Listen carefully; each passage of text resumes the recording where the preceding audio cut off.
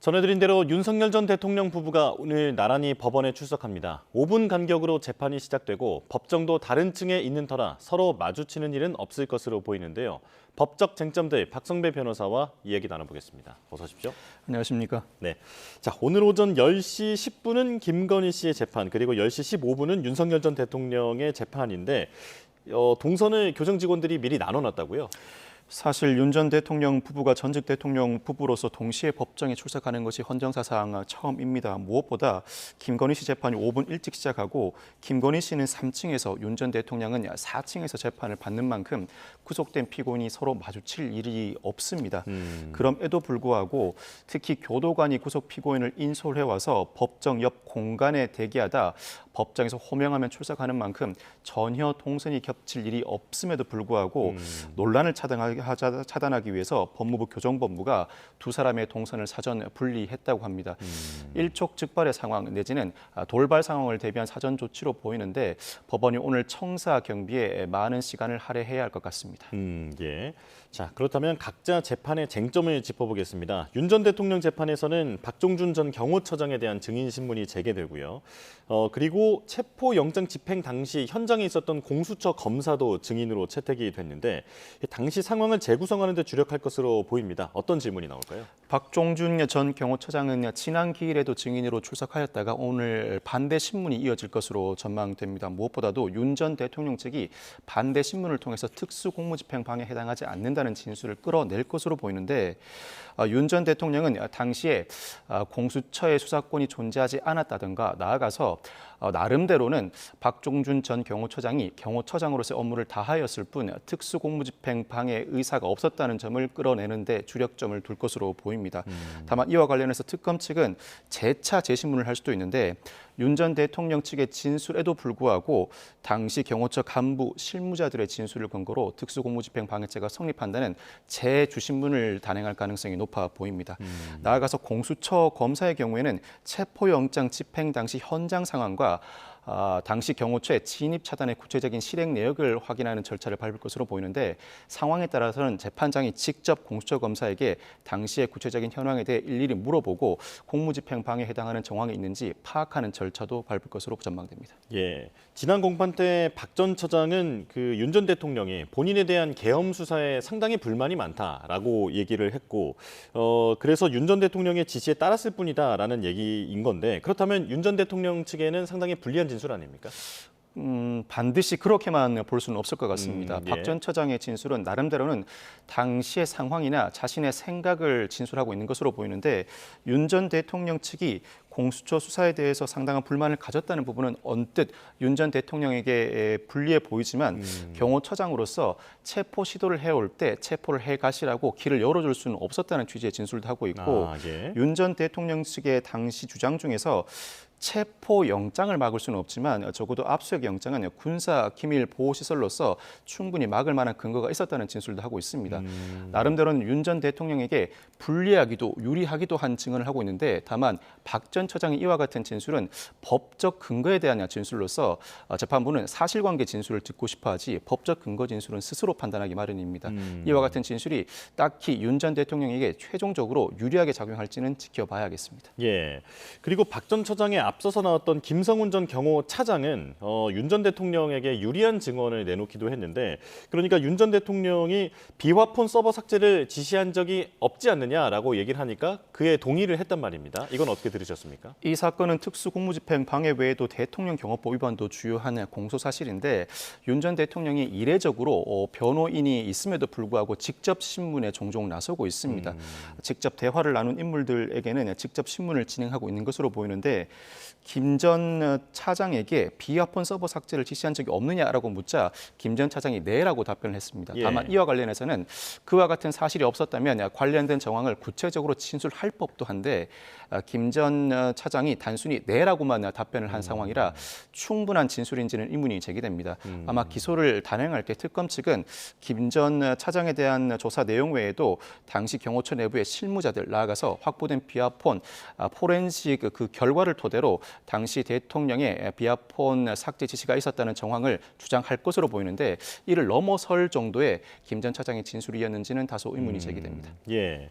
자, 그런가 하면 윤 전 대통령이 계속 재판에 불출석하다가 최근 연속 출석을 하고 있습니다. 곽종근 전 육군 특전사령관 그리고 경호처 사람들이 나오니까 지금 직접 이제 신문하기까지 하고 있는 그런 상황인데 어떤 전략이 바뀐 것 같거든요. 왜 그렇습니까? 갑자기 지난달 말부터 윤 전 대통령이 내란 재판과 특수공무집행 방해 등 재판에 직접 출석을 하고 있습니다. 무엇보다도 예전에 출석했던 증인들은 윤 전 대통령과 직접 대화를 나눈 증인들이라고 보기는 어렵습니다. 이에 따라서 변호인이 스스로 반대 신문을 진행한다고 하더라도 재판 진행에는 무리가 없다고 판단한 것으로 보이는데 곽 전 사령관이나 박종준 전 경호처장 등은 윤 전 대통령과 직접 대화를 나눈 인물들로서 현장 상황에 대해서 변호인이 아니라 본인이 직접 반대 신문을 진행하여야 유효한 증언을 끌어낼 수 있을 것이라는 판단이 작용한 것으로 보입니다. 실제로 법정에서 사실 반대 신문도 당사자로부터 관련된 의사를 전해들은 변호인이 진행하기 마련인데 변호인을 제쳐두고 윤 전 대통령이 직접 반대 신문도 단행하는 모습을 종종 볼 수가 있습니다. 이를 통해서 재판부의 심증을 어느 정도 흔들 필요가 있고 무엇보다도 당시 상황에 직접 대화 당사자로서 당시 상황을 구체적으로 재현한다면 재판부가 달리 생각해 볼 여지도 있다는 판단이 깔린 것 같습니다. 뿐만 아니라 그동안 상당히 오랜 기간 관련 재판에 불출석해 왔는데 변호인단 내부에서도 이와 같이 오랜 기간 불출석을 하게 되면 1심에서 예상외의 중형이 선고된다는 이유로 출석을 권고했다는 의견도 나오고 있습니다. 그렇군요. 일단 지금 최근에 나오고 있는 증인들에 대해서는 지금이 승부처다라고 지금 윤 전 대통령 측은 파악하고 있는 것으로 보이는데요. 자, 김건희 씨 얘기로 가보겠습니다. 김 씨 재판에서는 공천 개입 의혹 그리고 정치 브로커 명태균 씨 반대 신문부터 시작하게 되는데 어떤 내용이 나올까요?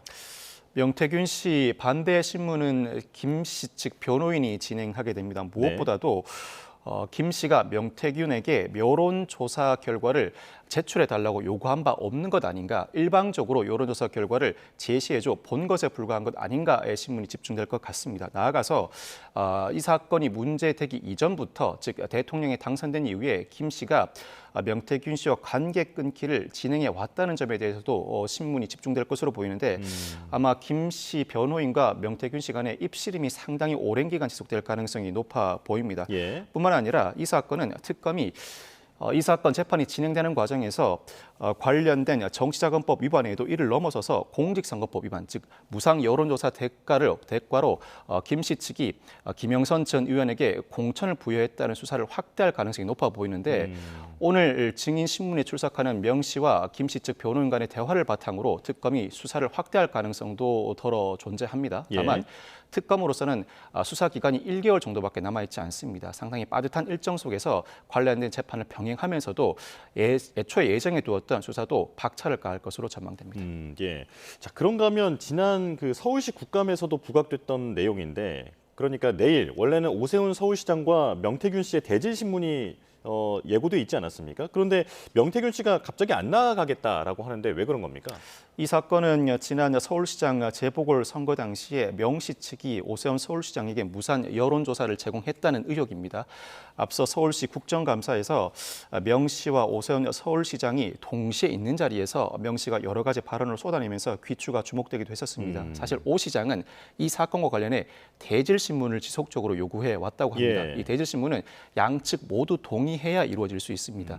양측이 동시에 소재한 자리에서 수사기관이 신문을 진행하는 절차인데 앞서 서울시 국감 당시만 하더라도 명 씨도 대질신문에 적극적으로 응하겠다, 관련된 준비도 하고 있다는 취지의 입장을 밝힌 바 있었다가 돌연 대질신문에 응하지 않겠다는 의사를 밝혔습니다. 표면적으로는 오 시장 수사와 자신이 무슨 상관이 있냐는 취지의 발언을 했는데 이를 달리 해석해보면 곧바로 대질신문에 응하기보다는 오 시장이 예정돼 있는 증인신문, 나아가서 피의자신문은 그대로 진행될 것으로 보입니다. 오 시장이 피의자신문 과정에서 발언한 내용은 귀추가 주목되는 사안이라 외부의 언론을 통해 알려질 것으로 전망되는데 오 시장의 발언 내용을 듣고 사후에 준비해서 대응하겠다는 전략으로도 읽히는 대목입니다. 자, 그리고 김건희 씨 재판에는 그 도이치모터스 주가 조작 1차 주포로 지목이 된 이정필 씨도 증인으로 나오는데 앞서 징역 2년 유죄를 선고받지 않았습니까? 지금 특검은 김건희 씨와의 연결고리를 지금 파고 있는 상황인데 어떤 유의미한 진술이 나올까요? 이미 이정필 씨는 주가 조작 1차 주포로 지목돼 구속 기소되었고 징역 2년을 선고받은 바도 있습니다. 이미 형이 확정된 이상 관련된 발언을 하면은 비교적 자유로운 입장이라고 할 수 있습니다. 예. 오늘 증인신문 과정에서 상당히 유의미한 진술이 나올 가능성을 배제하기 어렵고 무엇보다도 주가 조작 당시, 즉 김 씨의 주가 조작 혐의는 2차 주가 조작 시기에 대한 행위만 기소가 된 상황인데 1차 주가 조작 시기와 관련된 부분은 공소시효가 완성되었다는 취지로 기소가 이루어지지 않았습니다. 무엇보다 이정필 씨는 1차 주가 조작 당시 주포로 지목된 인물로 김 씨의 2차 주가 조작에 직접 관여하지는 않았지만 김 씨가 1차 주가 조작 시기부터 애초에 누군가에게 계좌를 맡기고 관련된 이익을 수취하고 공모를 진행해 왔다. 즉 1차 주가 조작 당시의 행위가 2차 주가 조작 당시에도 그대로 이어졌다는 취지의 진술할 가능성을 배제하지 못합니다. 김 씨 측이 상당히 치열하게 반대 신문을 진행하면서 그 진술의 신빙성을 흔들기 위한 조치를 취할 것으로 보이고 뿐만 아니라 이 이정필 씨는 주가 조작 1단과도 비교적 폭넓게 관계를 유지하고 있습니다. 이 주가 조작 1단과의 관계를 여러모로 진술함으로써 김 씨의 변론에도 불구하고 당시 주가 조작이 대규모로 1당을 주축으로 이루어진 치밀한 범죄라는 취지의 진술할 가능성을 배제하지 못합니다. 예. 자, 그런데 이런 가운데 새로운 인물이 등장했습니다. 이모 씨로 알려져 있는데 도이치모터스 주가 조작과 관련된 그 압수수색 직전에 도망쳤다라고 합니다.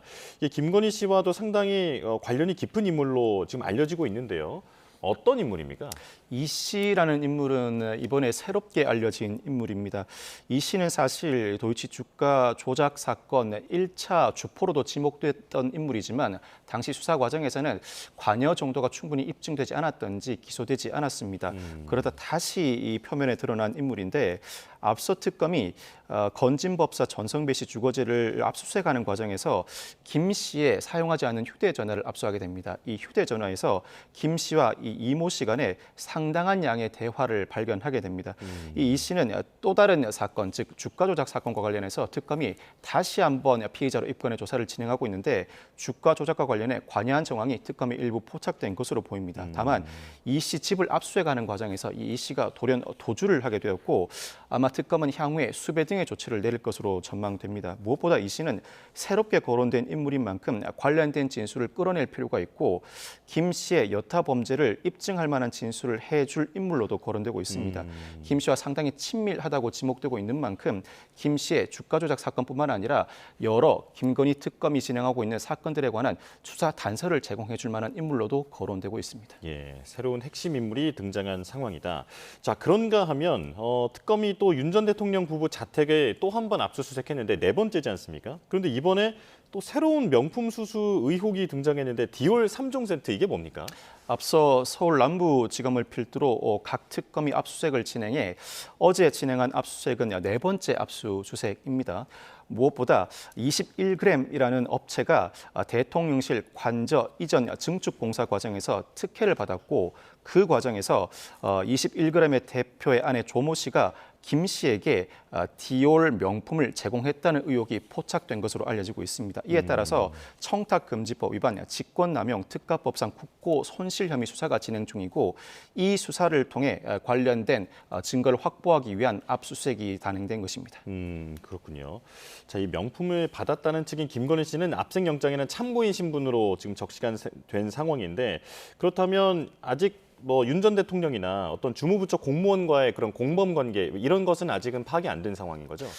반드시 그렇게만 볼 수도 없습니다. 일단 21g 대표 아내 조모 씨가 김 씨에게 디올 명품을 제공하였다. 일단 김 씨는 참고인 신분이다. 그럴 수밖에 없는 구조입니다. 청탁금지법은 공직자의 배우자가 관련된 물품을 받는다고 하더라도 처벌하는 조항을 두고 있지 않습니다. 그렇지만 이 사건에서는 이미 조 씨가 청탁금지법 위반의 피의자로 입건된 상황입니다. 어느 정도 유의미한 수사가 진행되었다고 볼 수 있고 당장은 김 씨가 청탁금지법 위반 등과 관련해 참고인 신분이지만 조사를 진행하는 과정에서 일정한 직무 관련성, 나아가 대가 관계가 인정된다면 적어도 특가법상 알선수재, 나아가서 뇌물, 수뢰 부정처사죄로 입건될 가능성을 배제하지 못합니다. 특히나 직권남용 혐의도 포함되어 있는데 이 직권남용은 공무원의 직무를 전제로 합니다. 추정컨대는 애초에 예정되어 있던 기존 업체가 있었는데 이 기존 업체를 배제하였거나 공무원 조직 내부에서 하부 공무원에게 부당한 지시를 하였다는 정황이 포착되었을 수 있습니다. 나아가서 국고 손실도 포함되어 있는데 이 국고 손실은 회계관계 공무원이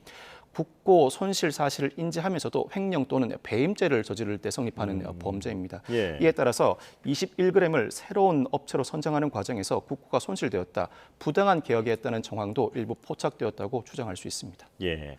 자, 그런가 하면 매관매직 의혹을 받고 있는 이배용 전 국가교육위원장 두 번의 출석 요구에도 불응하다가 이제 휠체어를 타고 등장을 해서 14시간 고강도 조사를 받았습니다. 어떤 부분을 확인했을까요?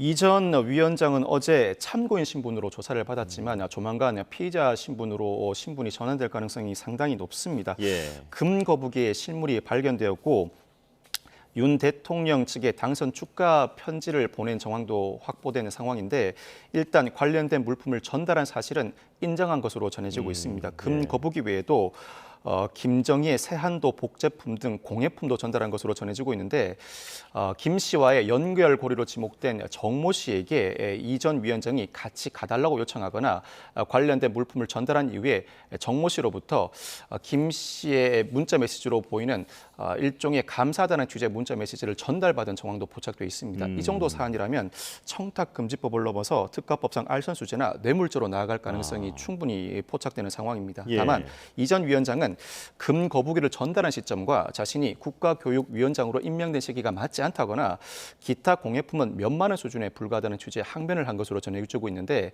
사실 청탁금지법 위반을 넘어서서 특가법상 알선수재나 뇌물죄 단계로 접어들게 되면 가액은 크게 문제되지 않습니다. 관련된 물품이 제공되고 그 대가로 국가교육위원장이 임명되었다면 그 자체로 범죄는 성립할 수 있습니다. 예. 그런데 이런 매관매직 의혹이라든지 각종 비리 부분에 대해서 김건희 씨가 이제 피의자로 조사를 받을 때마다 나오는 말이 공무원이 아니기 때문에 어떤 혐의를 적용해야 할지 해석이 좀 달라진다라고 하더라고요. 어떤 내용입니까? 사실 김 씨는 영부인 신분이지만 민간인이다 보니 곧바로 뇌물죄 등을 적용할 수는 없습니다. 거기에 공직자의 배우자이다 보니 청탁금지법도 적용되지 않습니다. 예. 유일하게 적용할 수 있는 법령이라면 특가법상 알선수재입니다. 즉 일정한 특혜를 부여하는 등 각종 특혜 부여 과정에서 자신이 공무원의 직무에 대해서 알선을 한다는 명목으로 각종 금품을 받게 되면 특가법상 알선수재죄가 성립하게 됩니다. 그렇지만 관련된 수사기관은 이 수준에서 만족하지 못합니다. 이를 넘어서기 위해서 여러모의 조치를 취하고 있는데 윤 전 대통령을 포함한 어떠한 공무원이든 한 명의 공무원과만이라도 공모를 하게 된다면 이때는 뇌물죄로 그 포석이 상당히 넓어지게 됩니다. 예. 뇌물죄 나아가서 돈을 받고 실제로 특혜를 부여했다면 수뢰의 부정처사죄가 되고 실제로 관련된 금품을 제공한 인물은 알선수재에서는 제공자를 처벌하는 규정이 존재하지 않지만 뇌물죄 단계에 접어들게 되면 뇌물공여죄로 폭넓게 처벌되게 됩니다.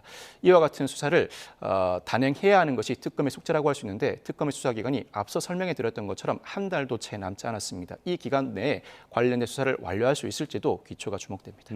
예. 근데 마지막으로 지금 이제 12일 김건희 씨 보석 신문이 있지 않습니까? 이건 어떻게 전망이 됩니까? 12일 보석신문은 김건희 씨가 어지럼증 등 건강상의 문제를 들어 보석 청구를 한 사안입니다.